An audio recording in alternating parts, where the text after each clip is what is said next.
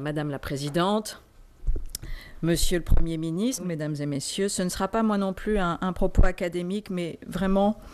une parole de soutien, une parole d'estime pour le combat que mène la résistance iranienne.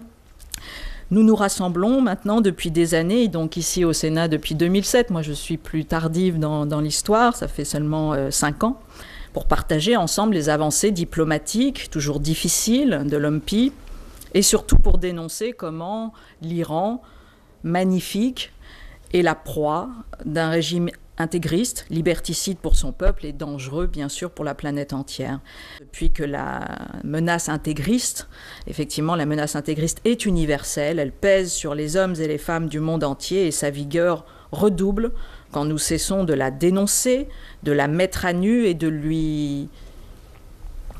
trouver et de lui refuser en tout cas des excuses.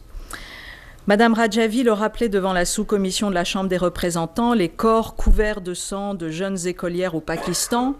l'enlèvement de femmes et de filles innocentes au Nigeria, la décapitation de jeunes sans défense, le déplacement forcé de dizaines de milliers de personnes en Irak et en Syrie, l'effroyable massacre des sunnites, des Kurdes en Irak et leur enlèvement, leur déplacement, leur réinstallation forcée, les attaques terroristes à Paris, à Copenhague, l'atroce persistance et l'escalade des exécutions en Iran, tout cela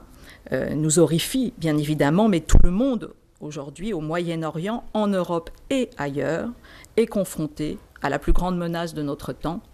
le défi de l'extrémisme, se faisant notamment passer pour l'islam. Et notre question commune aujourd'hui est celle de savoir comment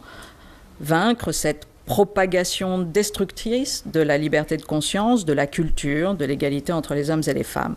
Paris, Ashraf, Copenhague, c'est là bien évidemment un même combat qui se gagne chaque jour par le biais aussi des batailles culturelles. C'est une bataille de la culture contre la mise à mort de la culture,